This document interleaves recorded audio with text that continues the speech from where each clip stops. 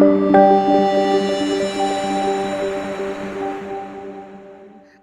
so exciting to be back at Hope Global Forum. Are you happy to be in this room?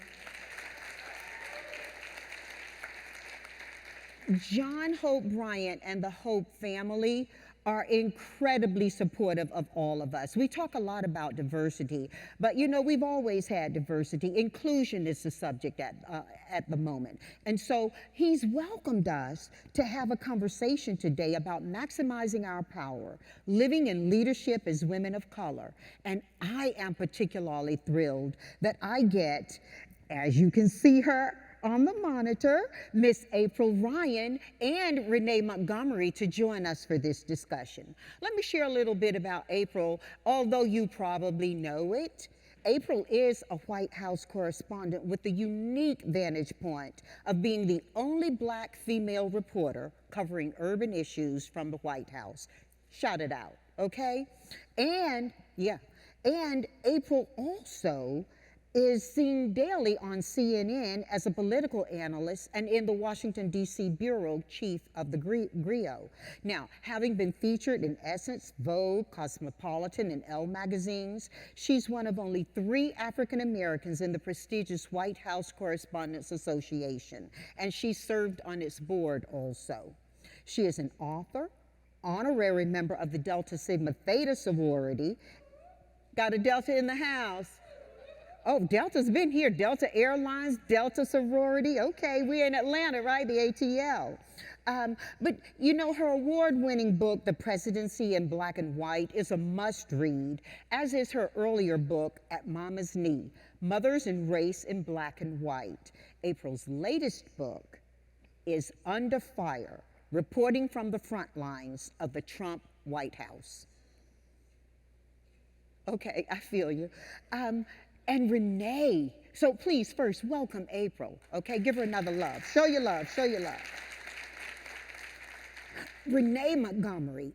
Now, Renee is part owner and vice president of WNBA's Atlanta Dream. She's a West Virginia native, has 3 girls' state basketball championships, and she graduated from UConn as a 2-time All-American in 2009. Renee played on that undefeated team and won a national championship that year, and was then drafted 4th in the WNBA. She's won 2 WNBA championships and was named an All-Star and the 6th Woman of the Year in her 11-year professional career. Check this out, though. Renee retired in 2021 after sitting out the 2020 season to focus on social reform and justice. She now serves as sports analyst for the NBA, ESPN, is host to several media outlets, and of her own weekly podcast. And this is breaking news, she told me backstage. She's rebranding from Remotely Renee to Montgomery and Company so that she can focus on building Black businesses. Please welcome Renee. Hey, love. You're so good. We vaccinated. We're vaccinated. We can hug it up. We're vaccinated. Okay, so I'm excited to get this conversation going. We've been waiting a minute for this, right? And Hope Global Forum is the perfect place to have it. I got to ask you this question, and I'm going to start with the question for the both of you. April, I'll begin with you. You've both lived the experience of Black women maximizing your individual power to live in community and business relationship leaderships. Now, it's taken a lot, and you've given a lot. I know in my career, I've had to make decisions sometimes off the cuff. At other times, I've needed to make those decisions in a very strategic way with a full team engaged. And as women, we're stepping into leadership roles that we don't have a blueprint for. We don't have a little black book for. April, what can you share with women about your journey that can be informative to them in maximizing power? And what do the men need to know to support them? Well, first of all, Janice, thank you. And John Hope Bryant, you know I love you. Thank you so much for having me once again on your great platform. First, how men should support women, allow us to have the shackles off, to go for our dreams and understand it's not threatening when we do that. once we obtain or work for what we want, we give as much love back as we give out to get that. So that's one thing. It's not something that you should be fearful of. It should be something you should embrace, because we embrace your dreams, embrace ours too. And secondly, I am the Washington bureau chief and a White House correspondent for the GRIO. But as a child growing up, I always wanted to own my own business. I always wanted to um, have other things going, different projects. And I'm living out my life stream at this moment, from dabbling in real estate, creating generational wealth for my children, as well as bringing young people along to understand that we are part of this equation too. Just because other communities have homes or what have you, it does not mean that we are excluded. We are part of this journey as well, and we have to bring that mindset in. And I believe that we have to maximize the moment, particularly now. I've heard from too many people. They said, make the money you can make now, because tomorrow we just don't know. And this is the moment that we start looking at those hobbies and build them into something more than a hobby, but something as a business. Because I'm sure many people are like, oh, I dabble in this as a hobby. This is just, gas money. Well, gas prices have gone up. This hobby is now, it could be a business. Find areas where your service is needed, where there is a void. And that's what I do. I mean, there's one part of me that's a journalist, but another part of me is a businesswoman, a rising businesswoman, to build something for my children, for the generations to come. So I believe it's imperative upon women, especially now, Black women, especially now, as we are looking at being the number one breadwinner in our homes, as we are looking at being the head of household. It's incumbent upon us not to cap our earning potential. So that is my piece. And I believe, again, men, don't be afraid. Come in with us. We'll come in with you as well. Well, John speaks so deeply, so consistently on the importance of financial literacy. And April hit on that. We are the breadwinners oftentimes for our homes. But I think, Renee, you can give us a perspective from the idea that, one, you were a player. Yeah. And now you own the game. Why don't you help? Yeah, give it up to her. Give it up to her. So message a little further for us on this idea of what type of support is needed and what type of thought process women can engage in transitioning into ownership. It's interesting because when I opted out, I didn't necessarily have all the plans, everything laid out. I just knew I had the want to. And I knew that I had some capabilities. I think in sports, people overlook the things that we're literally trained to do. We're trained in being confident. We're trained in decision making. We're trained in being good teammates, on time, discipline. Things that I kind of started to take for granted because it was normal things athletes did. I started to recognize when I opted out and started to work in the real world that people would compliment me on things that I thought were a standard, a normal. And then when you go from being a player, my resume didn't necessarily say that I could handle being an owner. My resume to what people knew didn't necessarily add up to me being an executive, a vice president.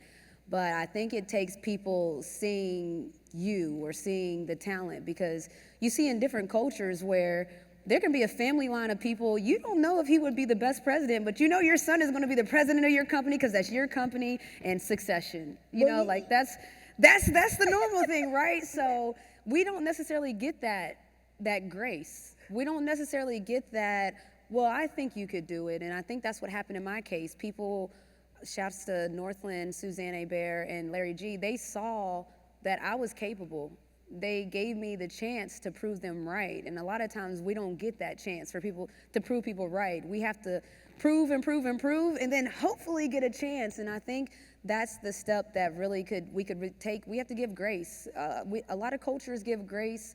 We don't necessarily give grace as easy as other people could. Yeah, well, when I think about my livelihood, and I work in an environment, April, where we are escorting people's careers, And very often they're making big decisions about how to brand themselves within their careers, because ownership is important. Ownership of yourself first is dynamic. And I remember having a conversation with Paula Madison, who you probably know, April, well.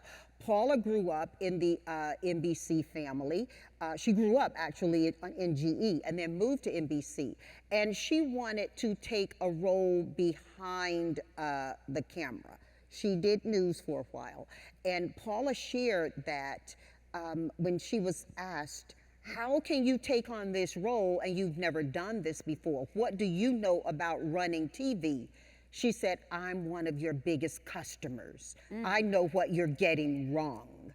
And when you are in DC and you are out there doing one of the toughest jobs ever, covering the White House, you're having to carry your brand, but you're also carrying the brand of so many other women who will get opportunities because of how you're performing. What kind of legitimacy does that bring to how you're able to stay true to your journalistic practices and still build that family and build that business brand that's April Ryan that we all grew to love over these years? Thank you.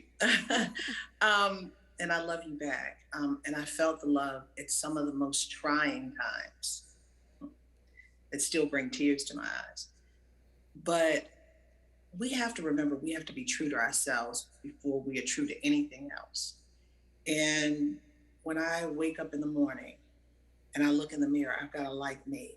I've got to like what I did the day before and what I plan to do that day. I've got to like myself before I go into the room to wake my youngest child up to take her to school so she can like me.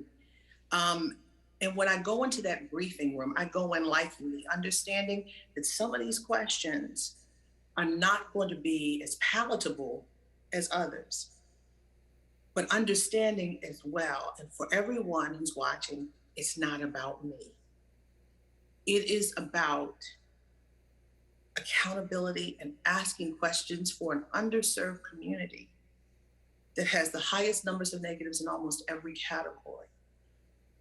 And I'm going to say this, Janet, before I came to the White House, I've been there 24 years. And before I came to the White House, a lot of people weren't constantly asking questions about Black America. And we going through a cycle, policing, still going through that. Voting rights, we're going through that. We're voting like we voted in 1963, 64. We're back there now, okay? Policing, we're back there now. We're going back again about Haiti.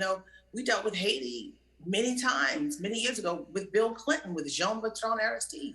But when I walk into that briefing room, I am firm in what the issues are. I am firm in how a question can translate to an administration that either can change the dynamic or it would cause consternation. I don't go in there to cause consternation. I go in there to get answers for a community that's in need.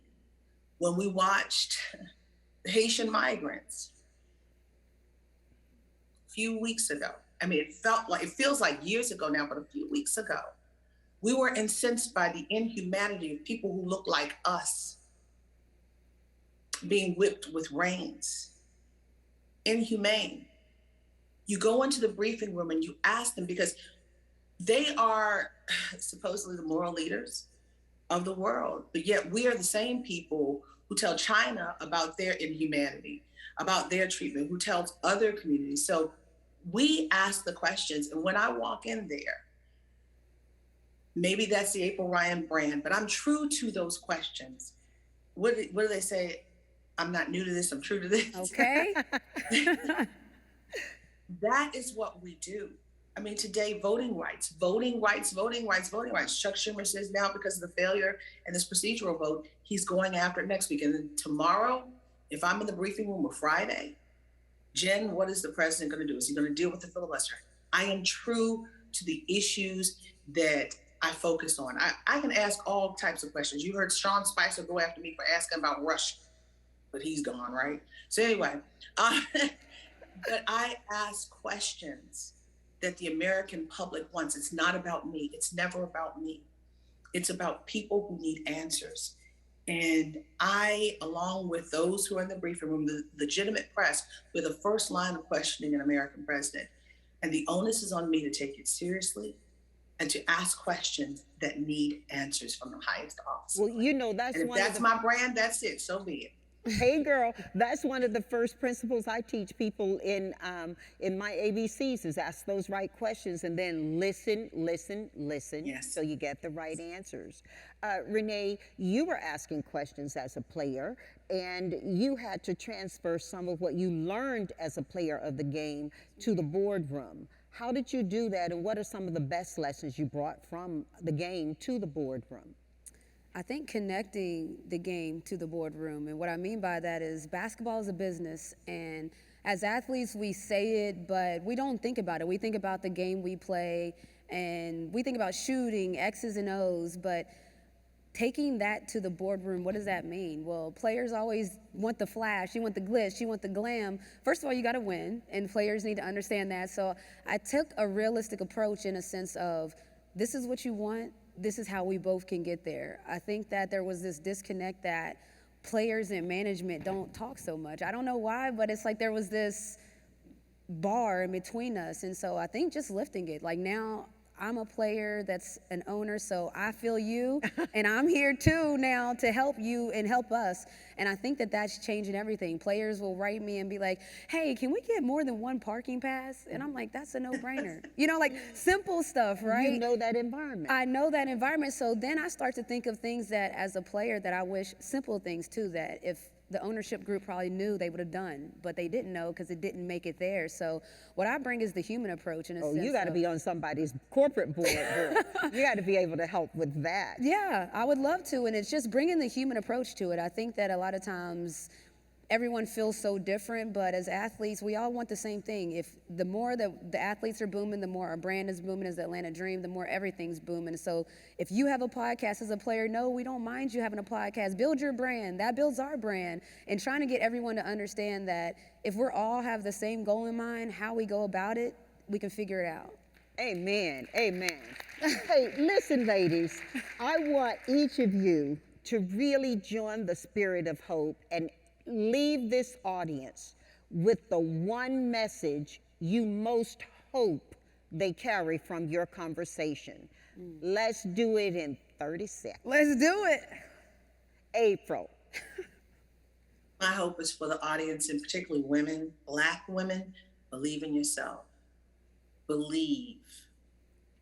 Build your self-esteem up to carry you into those doors and spaces and places that you never dreamed, because you never know where you'll land when you get there. Amen, right? Amen. Listen, I would say my hope would be that you create your own momentum, create your own moment. I think a lot of times we wait and see, well, where can we get in? What's the nicest way to do it? What's the best way? Bust it down. Like, just bust it down and just create your own moment, create your own momentum. Just do it. Like, I think that everybody waits for the moment. It's now.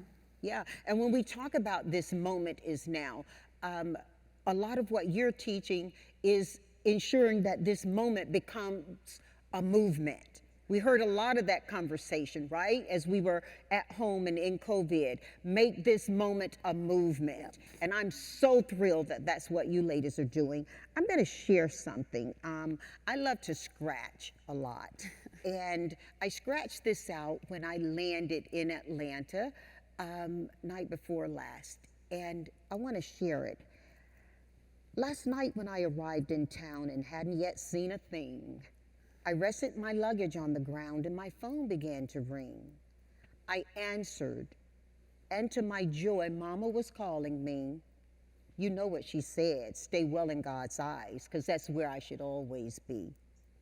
And then Mama started to sing, and bring us hope in every word you say. Bring us hope in every prayer you pray. This world is big, life is so small, our future's out of scope. Above it all, we can rise tall and bring each other hope. Thank you, ladies. Thank you so much. And wait a minute, we need to give a round of applause. I know she had an intro, but I'm honored to just be here with you. When I talk about busting doors down, I wouldn't be sitting here as an owner if you didn't bust down a lot of doors. So I think we need to give you an unreal round of applause. Set the tone. April, I kind of adopted her backstage. We were back there having fun. Your ears must have been burning. You can adopt me too. Come on with it, April. We were just loving you up. Let's adopt each other and let's do like Mama said. We can stand tall and we can really raise each other up. Yes. We can bring hope. Thank you. That's you guys. Awesome.